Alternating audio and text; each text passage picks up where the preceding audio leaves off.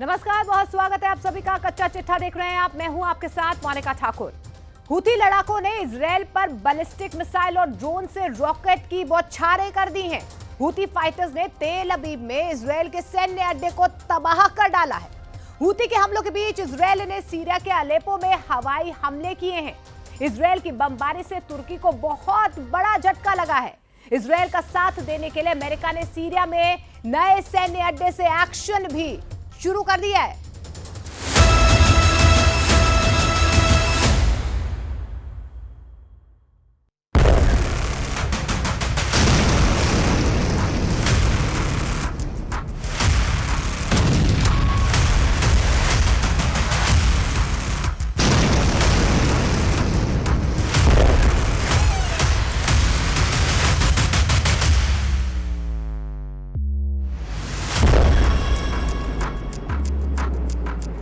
Syria में Israel का सबसे बड़ा हमला।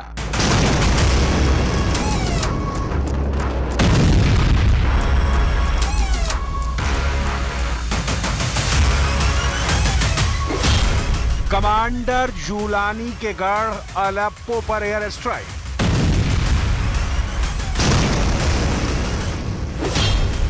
अलेप्पो बेस से यूएस करेगा दुश्मनों का सफाया।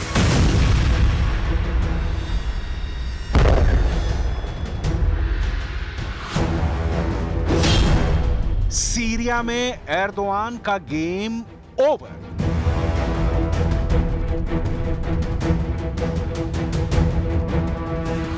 एक करोड़ 50 लाख सेल्सियस का जलता आग का गोला सीरिया के आसमान में दिखा।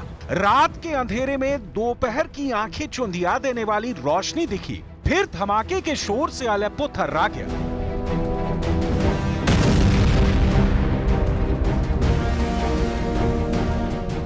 एक के बाद एक 7 ऐसे धमाके हुए कि धरती कांपने लगी। ये कमांडर जूलानी की सल्तनत पर अब तक की सबसे बड़ी करारी चोट है।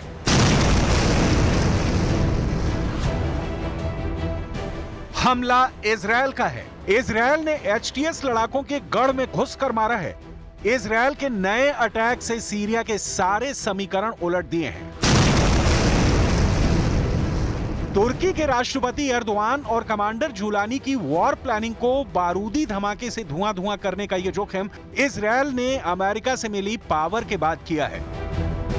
सीरिया को सुपर पावर शिकंजे में लेने का ओपन ऐलान कर चुका है, जिसकी शुरुआत इजरायल के हमले से हुई है। इजरायल की अलेप्पो स्ट्राइक से जहां कमांडर जूलानी की हेकड़ी गोल हो गई है, वहीं तुर्की के प्रेसिडेंट भी बौखला गए हैं, जबकि हमले की डिटेल से ईरान को भी सेटबैक लगा है।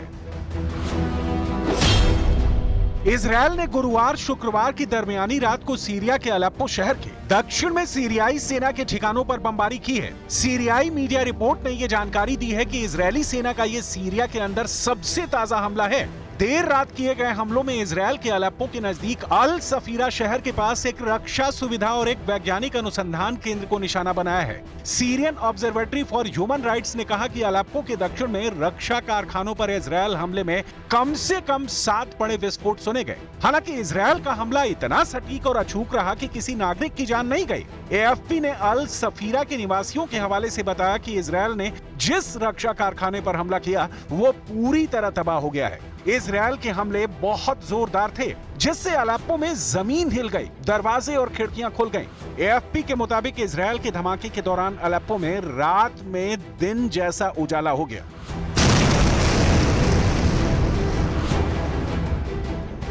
Israeli chief of staff Herzi Halevi ने खुद अलेप्पो ऑपरेशन की निगरानी की है। ऑपरेशन अलेप्पो की कामयाबी के बाद हलेवी ने जो कहा वो सुनिए। הולך להתחיל לייצר כל שנה כמות גדולה מאוד של טילים שיהוו בעיה גדולה מאוד לביטחון מדינת ישראל. זה ילך ויתפזר ויהיה בהרבה מקומות ובכל מיני ידיים, ואין לנו כוונה להגיע לזה שזה מתממש. अलेप्पो अटैक के बीच इजरायल ने सितंबर महीने में सीरिया में किए हमले का वीडियो रिलीज किया है। सितंबर महीने में इजरायल ने सीरिया के भीतर ईरान के मिसाइल कारखाने को बर्बाद कर डाला था। यह हमला बशर अल असद के तख्ता पलट से पहले किया गया, लेकिन इजरायल ने अब सितंबर हमले की सभी जानकारी साझा करनी शुरू कर दी है। 8 सितंबर 2024 को इजरायल ने सीरिया में एयरफोर्स के 120 कमांडो को भेजा था। इजरायल ने सीरिया के भीतर 200 किलोमीटर घुसकर हमा सिटी के मस्याफ में यह ऑपरेशन अंजाम दिया। 2017 में पहाड़ खोदकर बनाए गए ईरान के मिसाइल सेंटर से हिजबुल्लाह के लिए मिसाइलें बनाई जाती थी, जिसे तबाह करने के लिए इजरायल ने 120 कमांडो फोर्स को अंडरग्राउंड मिसाइल बेस में भेजा। इजरायल एयरफोर्स के कमांडो ने ईरान के मिसाइल बेस को बारूदी धमाके से तहस नहस कर सुरक्षित वापसी कर ली थी। ये तस्वीरें उसी ऑपरेशन की हैं, जहां अंडरग्राउंड मिसाइल बेस में इजरायल के कमांडो फोर्स धावा बोल रहे थे। वीडियो में इजरायल ने दावा किया है कि दिख रहे हथियार हिजबुल्लाह को भेजी जाने वाली मिसाइलें थी, जिन्हें वक्त रहते तबाह कर दिया गया।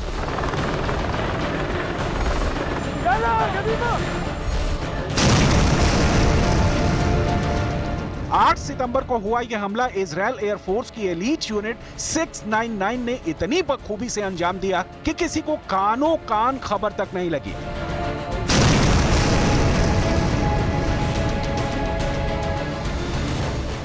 ईरान की मदद से सीरिया की सेना फैक्ट्री में रॉकेट मिसाइल के इंजन बना रही थी। फैक्ट्री में 100 से 300 मिसाइलें सालाना बनाई जा रही थी।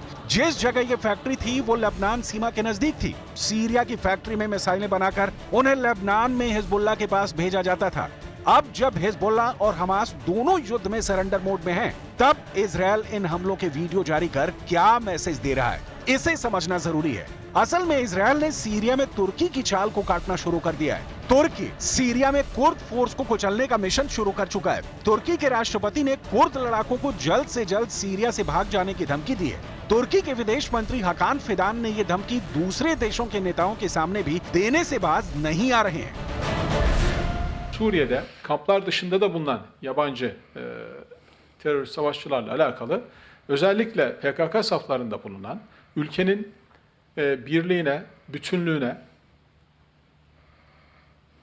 karşı duran, sadece Suriye'nin birliğine, bütünlüğüne karşı durmakla kalmayıp Türkiye'nin ve çevre ülkelerin de birliğini, bütünlüğünü tehdit altına alan unsurların da bir an önce ülkeyi terk etmeleri. तुर्की ने बशर का तख्ता पलट करने के बाद सीरिया में मनमानी चलानी शुरू कर दी थी। तुर्की समर्थित सीरियन नेशनल आर्मी ने कुर्द इलाके पर कब्जा करना शुरू किया। तुर्की ने कुर्द लड़ाकों की सफाई के लिए हथियार और सेना की तैनाती सीरिया में बढ़ाई। एर्दोआन के इस प्लान से इजरायल और अमेरिका को एक्शन मिला दिया है। इजरायल ने जहां हमले शुरू किए हैं, वहीं अमेरिका सीरिया में दुश्मनों की सफाई के लिए नया बेस भी बनाने जा रहा है। पश्चिमी मीडिया की रिपोर्ट के मुताबिक अमेरिका ने कथित तौर पर सीरिया के अलेप्पो प्रांत में एक नया सैन्य अड्डा बनाया है, जिससे मिडिल ईस्ट में तनाव बढ़ गया है। अमेरिका के अलेप्पो बेस से बख्तरबंद गाड़ियां और ट्रकों के काफिले कुर्द नियंत्रण वाले इलाके में हथियार सप्लाई भी शुरू कर चुके हैं।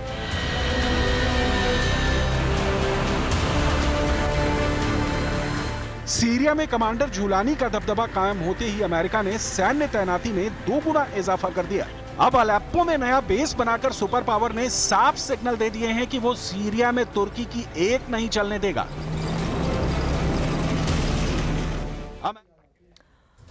गाजा में एक बार फिर से भीषण जंग शुरू हो गई है। इजरायल की खुफिया रिपोर्ट में यह दावा किया गया है कि गाजा में, जी हां, गाजा में कम से कम 23,000 नए लड़ाकों को हमास ने युद्ध में उतार दिया है और यही वजह है कि इजरायली सेना और हमास के बीच खूनी गदर शुरू हो चुका है। मैं 24 घंटे के अंदर, सिर्फ 24 घंटे के अंदर ही इजरायली सेना ने पूरे गाजा में 34 से ज्यादा हवाई हमले कर दिए हैं।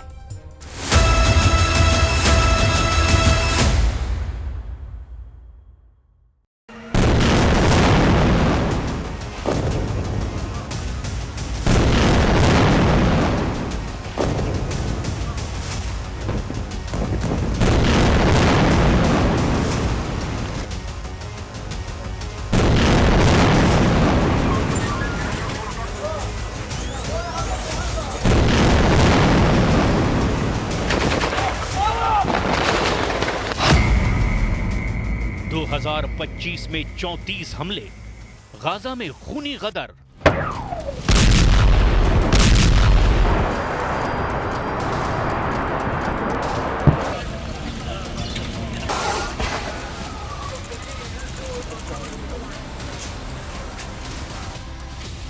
गाजा पट्टी इजरायली वायुसेना के भीषण हवाई हमलों से एक बार फिर खून से लथपथ हो गई है।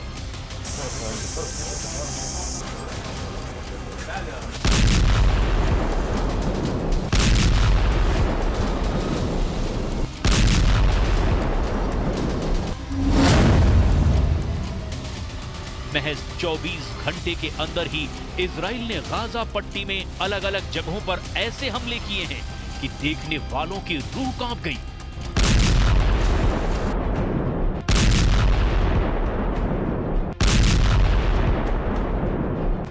साल 2025 में इजराइल ने पूरे गाजा में ये ऐसे हमले किए जिसने एक बार फिर से हमास के लड़ाकों और उनके समर्थकों को तबाह करके रख दिया।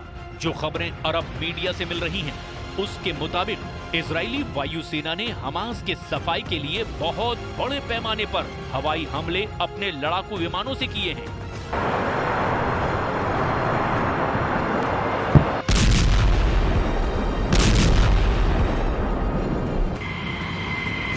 हम आपको एनिमेशन के जरिए दिखाने जा रहे हैं कि इजरायली वायुसेना ने कब और कहां हमले किए।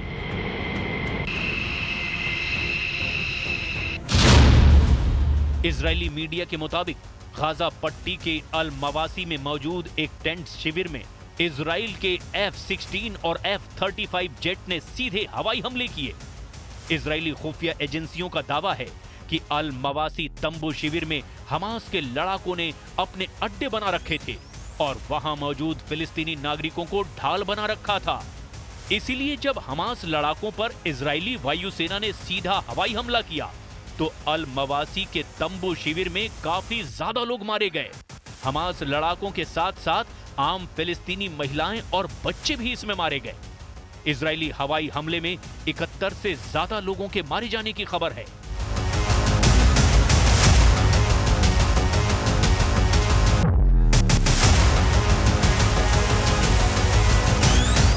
أمان الله فيش لا علينا ولا ناس مدنيين كلها. صحينا ضبة الصاروخ اللي لقينا الدار كلها مفتحة تفتفت. الشهداء مقطعين، نسوان مقطع، أولاد صغار مقطع. ما فيش مدنيين يا عم، احنا قاعدين اليهود قاعدة بتضرب بس في المدنيين. गाजा पट्टी में हमास पर बहुत दिनों के बाद इतना बड़ा और भीषण हमला हुआ है। प्रधानमंत्री नेतन्याहू, रक्षा मंत्री इजराइल कट्स और इजराइल के टॉप कमांडरों ने हमले से पहले एक बड़ी मीटिंग की थी जिसमें यह प्लान बना था कि हमास के नए ठिकानों पर कब और कहां हमला किया जाए। जो खबरें मिल रही है उसके मुताबिक हमास के लिए साल 2025 के पहले 2 दिन बहुत भारी साबित हुए। इजराइल ने पूरे गाजा में कितने हमले किए और कौन-कौन लोग मारे गए हैं, जरा ये भी जान लीजिए।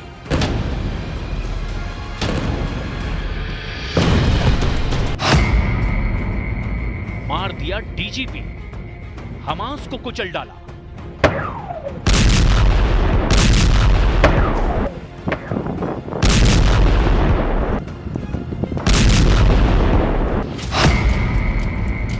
गाजा पट्टी में इजराइल के 34 हवाई हमलों में 71 से ज्यादा लोगों की मौत हुई।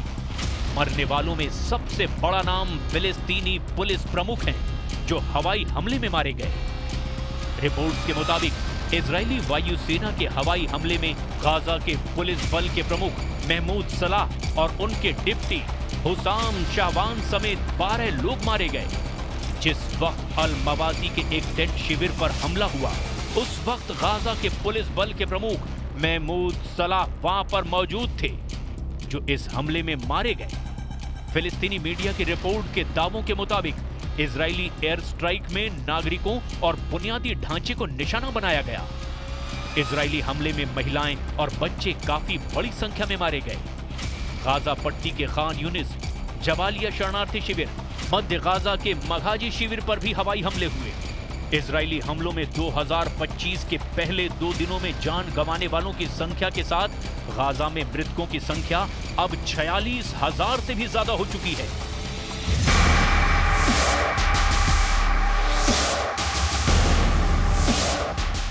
दूसरी तरफ इजराइल के प्रधानमंत्री बेंयामिन नेतन्याहू ने वार्ताकारों को कतर की राजधानी दोहा में बातचीत जारी रखने के लिए कहा है ताकि बंधकों की रिहाई के लिए डील फाइनल की जा सके। हाल ही में इजराइल और हमास ने समझौते में देरी को लेकर एक दूसरे पर आरोप प्रत्यारोप किए। कतर, मिस्र और अमेरिका कई महीनों से हमास और इजराइल के बीच डील फाइनल करवाना चाह रहे हैं, लेकिन हमास के अंदर कुछ ऐसे गुट हैं जो किसी भी कीमत पर बचे हुए इजरायली बंधकों को नहीं छोड़ना चाहते। इजराइल की खुफिया रिपोर्ट्स में दावा किया गया कि एक बार फिर से हमास ने गाजा में इजरायली सेना पर हमले तेज कर दिए हैं। गाजा पट्टी में फिर से हमास ने हजारों की तादाद में नए लड़ाकों की भर्ती की है, जिसने इजराइल की नींद उड़ाकर रख दी है।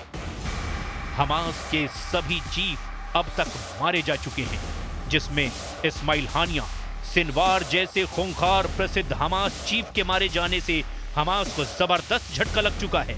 लेकिन उसके बावजूद हमास के पास अभी भी 20 से 23 हजार लड़ाके हैं। इजराइल का दावा है कि युद्ध में अब तक 17 से 20 हजार लड़ाके मारे गए हैं।